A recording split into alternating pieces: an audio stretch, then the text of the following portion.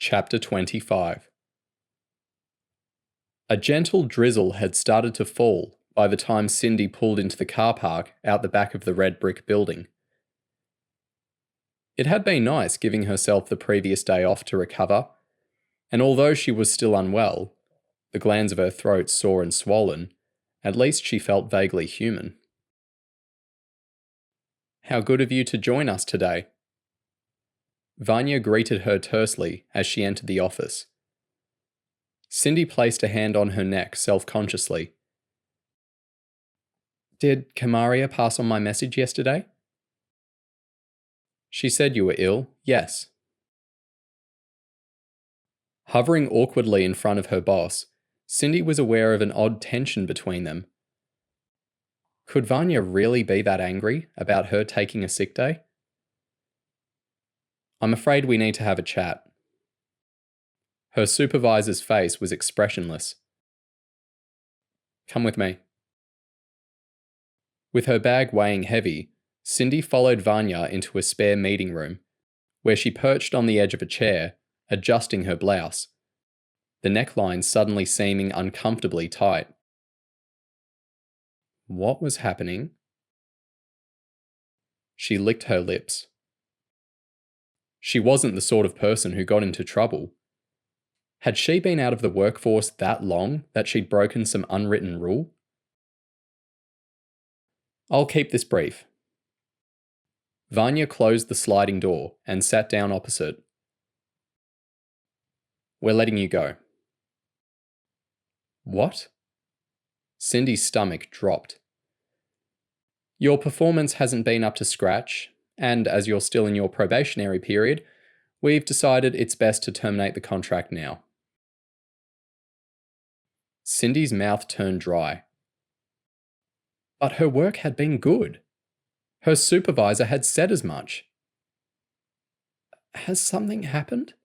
she croaked, painfully aware of tears welling in her eyes.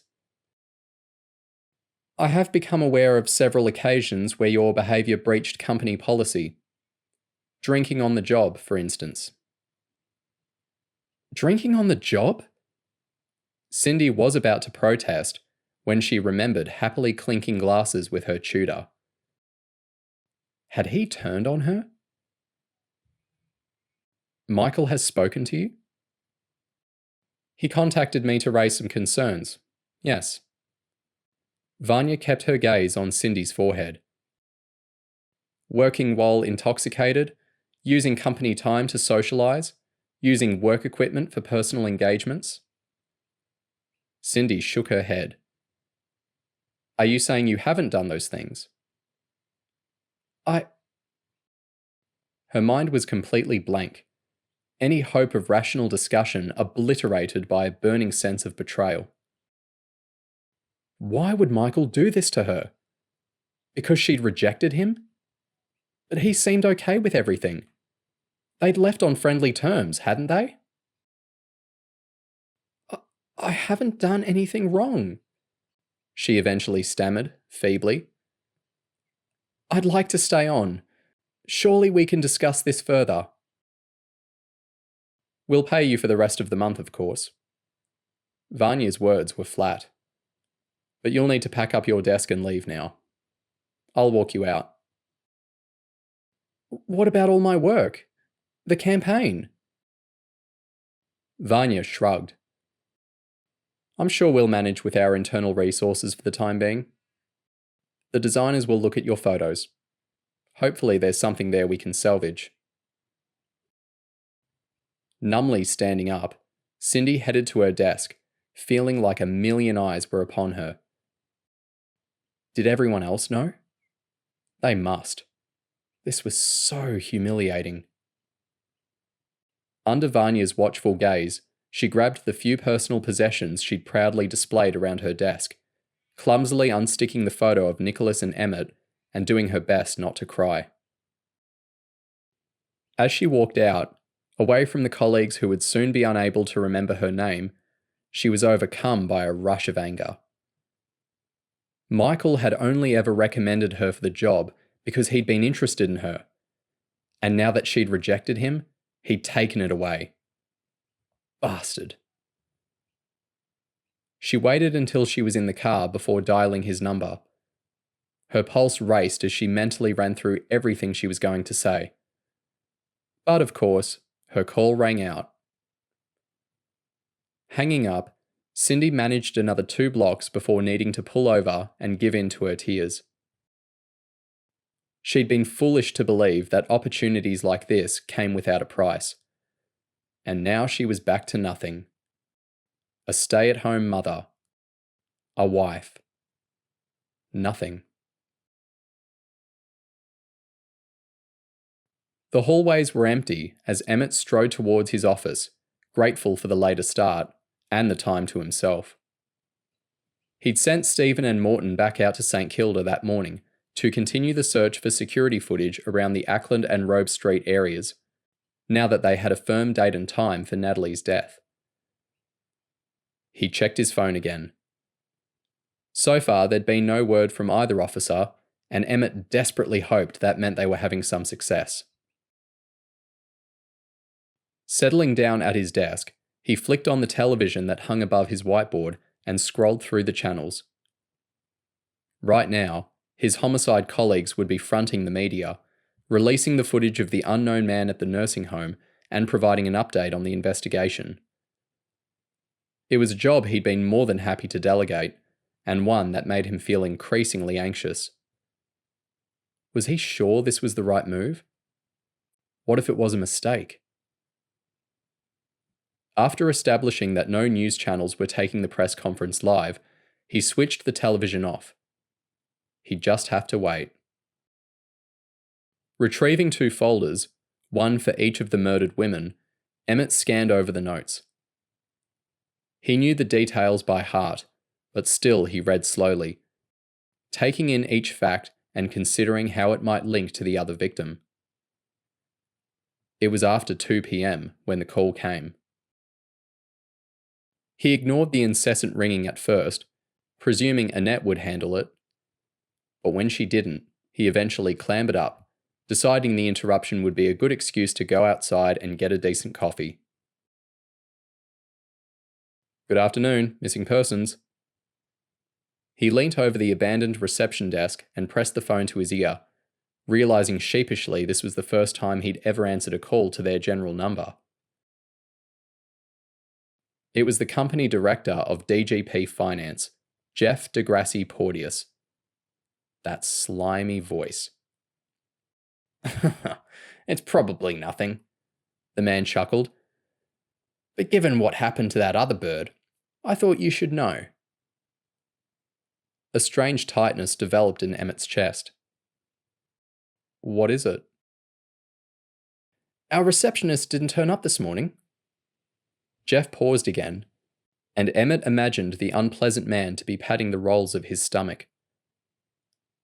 I didn't think too much about it, but Sally was all in a flap. You know how women get. Right. So anyway, we waited until midday, and then we rang her number to see where she was. No answer. Okay. Then we tried the emergency contact that we had on file for her, which was her mother. And? Emmett was struggling to keep the frustration out of his voice. Why wouldn't the irritating man hurry up? A slight wheezing noise came down the line before Jeff continued.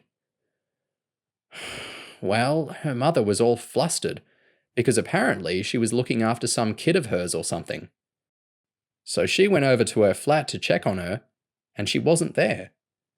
Then she rang the school the kid attends to make sure the boy had at least been dropped off, but he hadn't.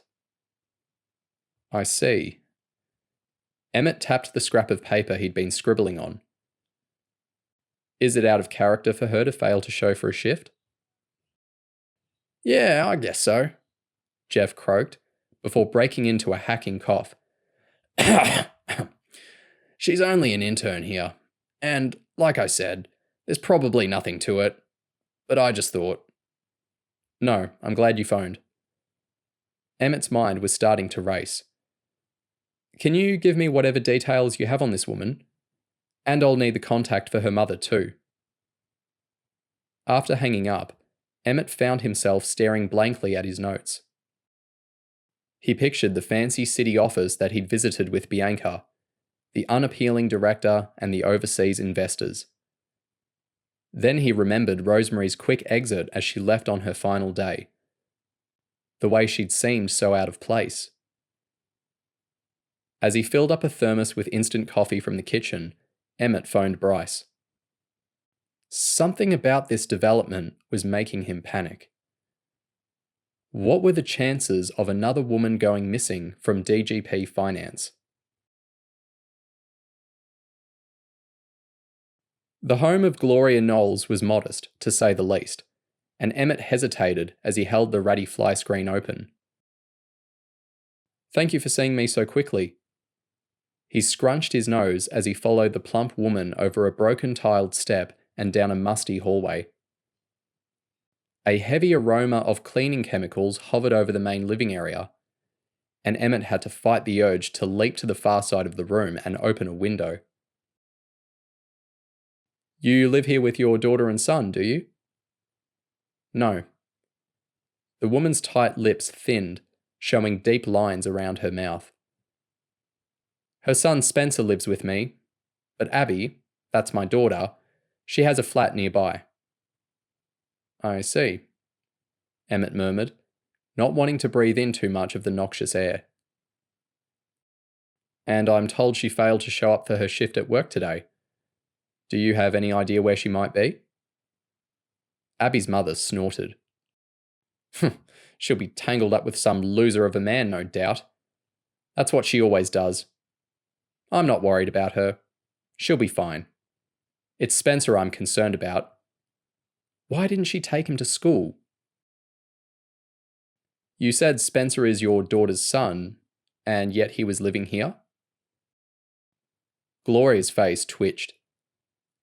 Abby's not much of a mother. She didn't want the child interrupting her social life, so yes, I've been lumped with him pretty much ever since he was born. Right. Emmett stared at the floor, unsure whether the dull headache that was building was due to the lack of fresh air or the angst of dealing with such a tragic family. Did she have a boyfriend? A partner she might have stayed the night with? Who knows? Abby's mother scoffed. She changes men more often than she changes clothes. Probably, but I'd be the last to know. And what do you know of the finance company where she was working? She was an intern, is that right? Don't know anything, Gloria shrugged. She should have stuck to cleaning if you ask me. Always thought she was too good for that, though. And you've obviously tried contacting her? Yes. The last contact I had was a text message yesterday saying she was on her way to Spencer's parent-teacher interviews. Which school does he attend? North Melbourne Primary. Emmett balked. Nicholas's school. And I was told you tried going to her flat?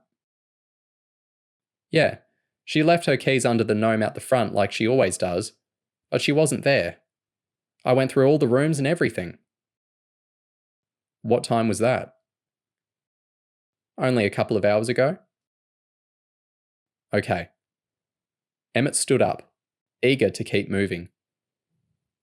And you'll be around for the rest of the day, if we need to speak to you further? Yes, but I have a few cleaning jobs on. And I'm not supposed to take private calls when I'm working. The clients pay me by the hour, you see. I understand. After collecting several photographs of the missing woman, Emmett left. Back in his car, he entered the details for DGP Finance into his GPS. The question in his mind was whether Abby Knowles was really missing, or just escaping her mother.